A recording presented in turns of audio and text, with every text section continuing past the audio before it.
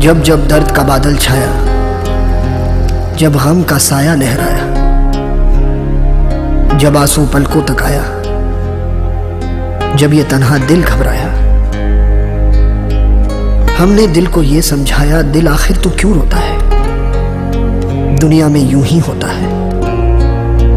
ये जो गहरे सन्नाटे हैं, वक्त ने सबको ही बांटे हैं।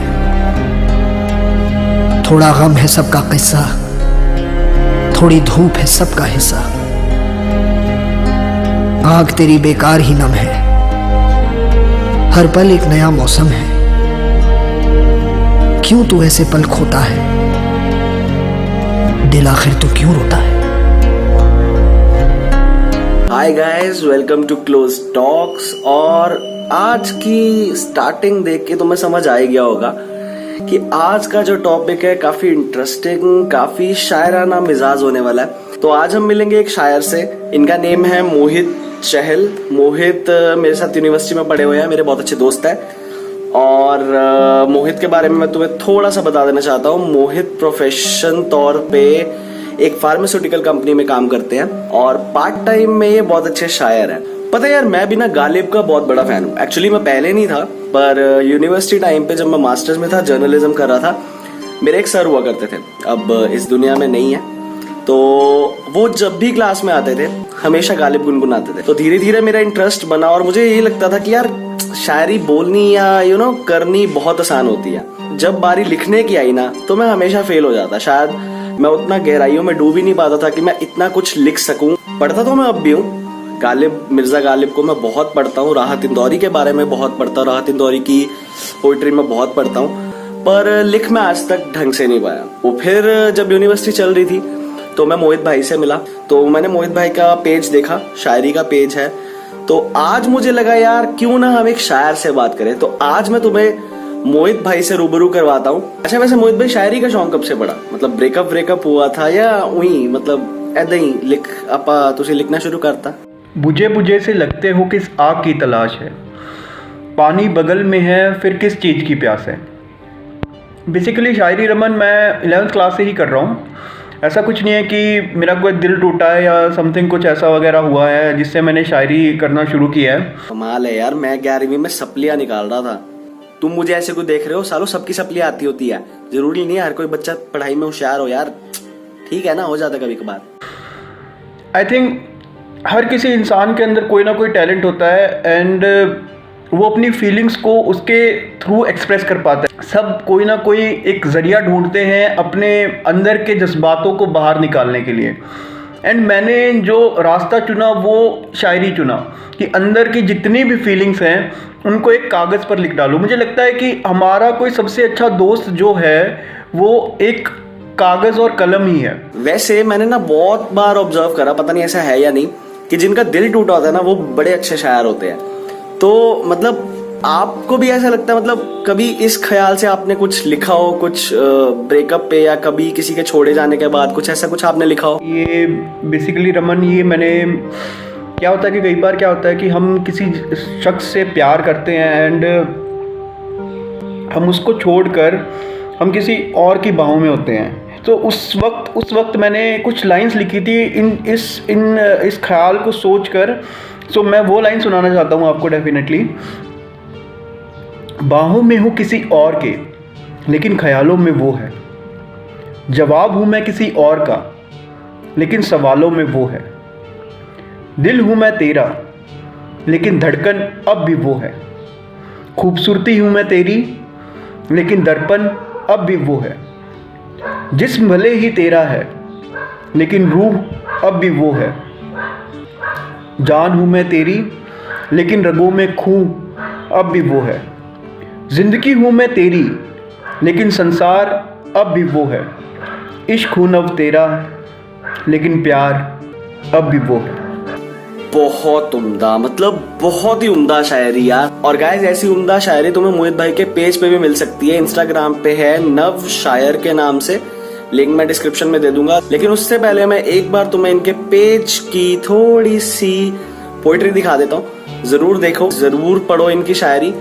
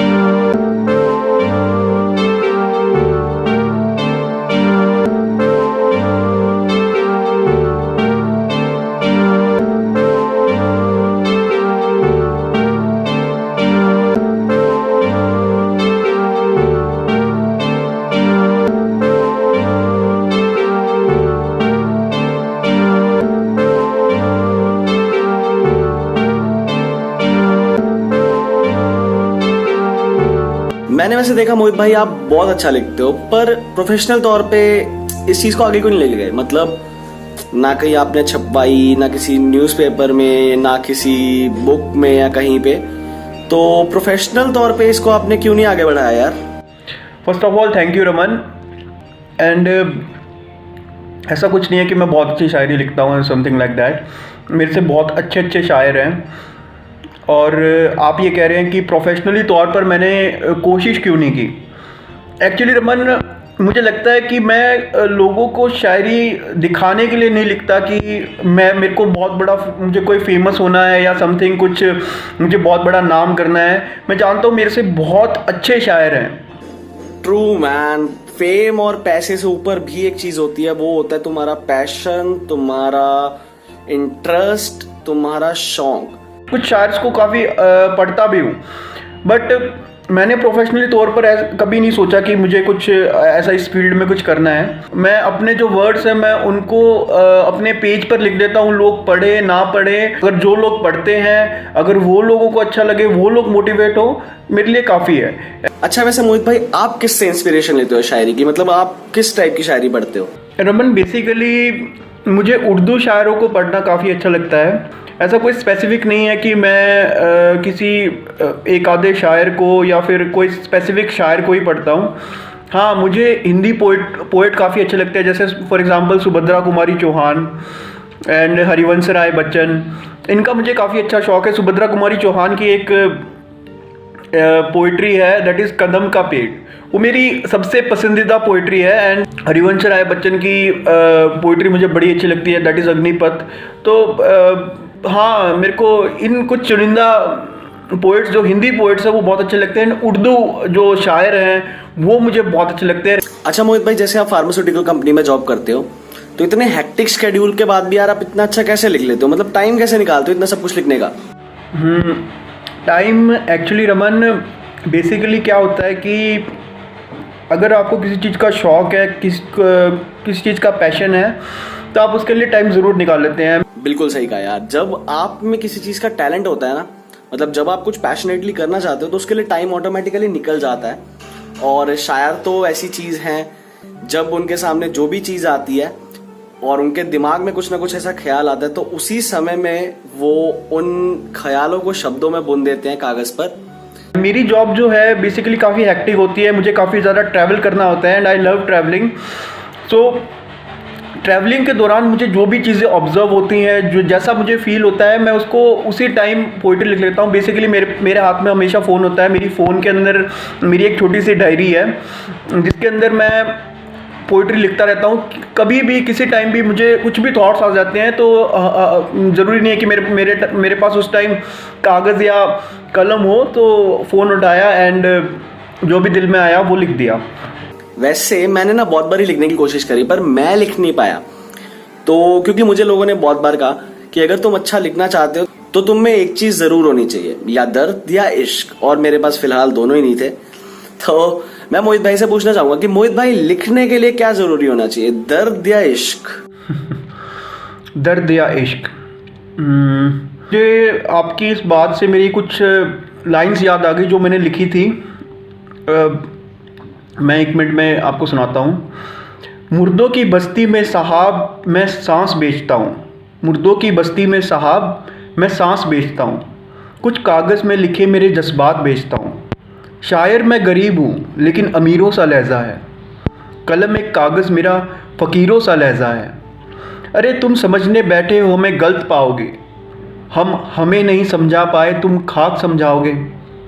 बुलंद आवाज़ है लेकिन खामोशी हमारी कातिल है, बुलंद आवाज़ है लेकिन खामोशी हमारी कातिल है। हम समुंदर से गहरे हैं, न मंजिल है न साहिल है। अजी मैं नव हूँ, अजी मैं नव हूँ, मैं बंद आँखों से देखता हूँ, कुछ कागज़ में लिखे मेरे जज्बात बेचता हूँ। सी रमन, मुझे लगता है कि दर्द या इश्क की ज़रूरत नहीं है हमें शायरी या पोइट्री करने के लिए। आप अगर कोशिश की है लिखने की तो बहुत अच्छी बात है। एंड आई थिंक हर किसी इंसान के अंदर एक शायर, एक कवि छिपा होता है। ट्रू, हर किसी के अंदर कुछ ना कुछ छुपा होता है, कुछ उस चीज को बाहर ला पाते हैं और कुछ नहीं ला पाते। उसको ज़रूरत क्या है बेसिकली, अपने इमोशंस को कागज पर उतारने की। अच्छा मोहित भाई, वैसे मैंने सुना है कि जब शायर लिखते हैं ना तो दिल के बहुत से भाव वो उन शब्दों में बुन देते हैं। जैसे दुनिया में बहुत सारे इंसिडेंट्स हो रहे हैं, तो मैं चाहूंगा कि अगर आपने किसी चीज पे कुछ लिखा हो, प्लीज आप हमारी ऑडियंस को जरूर बताओ यार। रमन, मैंने कुछ जैसे अभी एक ये जो अपना आजकल जो ट्रेंड में क्या कह रहा हूँ कि जो आज हाथरस जो रेप हुआ था, जो बहुत ही शर्मनाक घटना थी। एक्चुअली जैसी ऐसी कभी भी कोई भी घटना मैं सुनता हूँ तो जो मेरे इमोशंस हैं वो बहुत ज़्यादा निकल कर आते हैं। एक्चुअली मैं चीज़ों को बहुत ज़्यादा फील करता हूँ, तो मुझे काफ़ी हद तक मैं जब ये चीज़ें पढ़ता हूँ तो मुझे रोना तक भी आ जाता है। तो उस वक्त मैंने 4 लाइनें लिखी थी कि चीर हरण मरण के समान है, चीर हरण मरण के समान है, नारी का ये घोर अपमान है।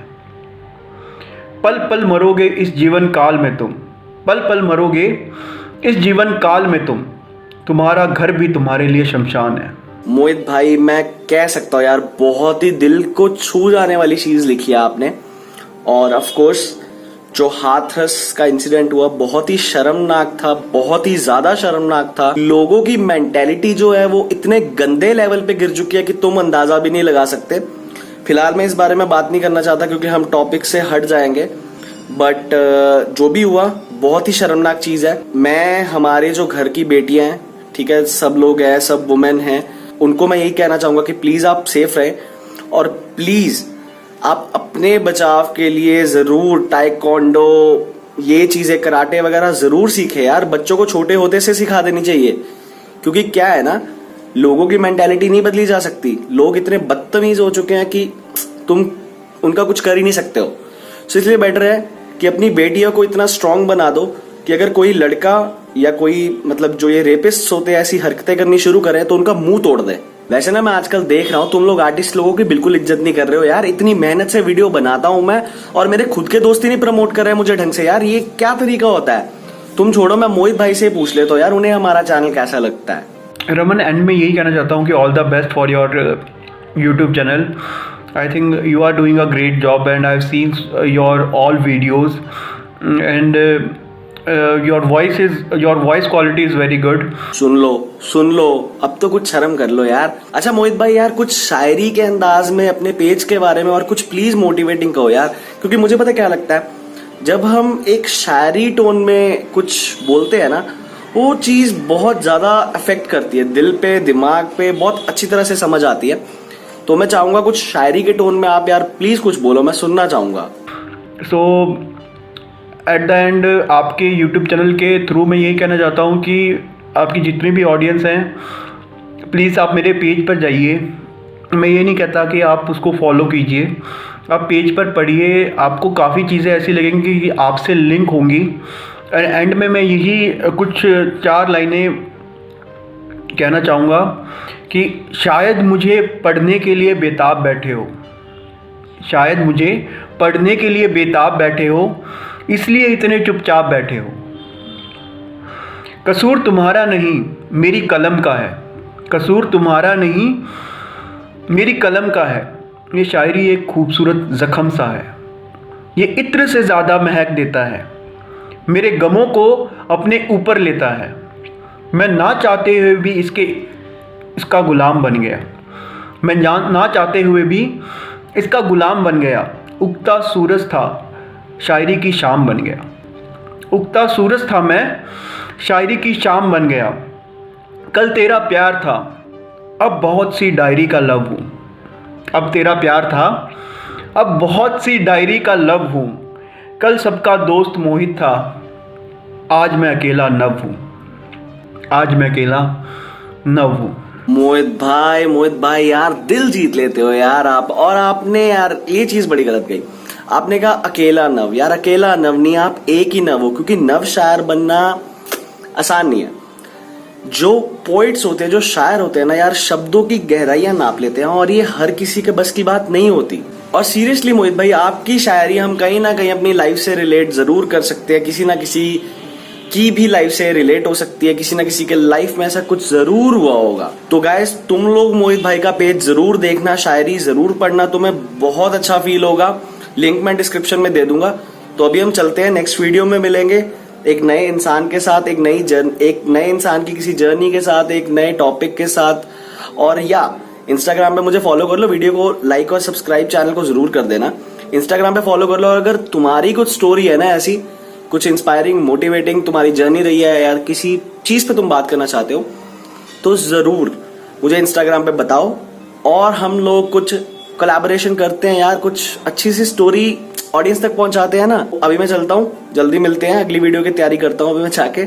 जल्दी मिलेंगे, टाटा बाय बाय, सिया। गुजर गए हैं मौसम कभी ना आएंगे, गुजर गए हैं जो मौसम कभी ना आएंगे, तमाम दरिया किसी रोज डूब जाएंगे। सफ़र तो पहले भी कितने किए मगर इस बार ये लग रहा है कि तुझको भी भूल जाएंगे। अलाव ठंडे हैं लोगों ने जागना छोड़ा, अलाव ठंडे हैं लोगों ने जागना छोड़ा, कहानी साथ है लेकिन किसे सुनाएंगे। ज़रूर तुझसा भी होगा ज़माने में कोई, ज़रूर तुझसा भी होगा ज़माने में कोई, कहाँ तलक तेरी यादों से जी लगाएंगे।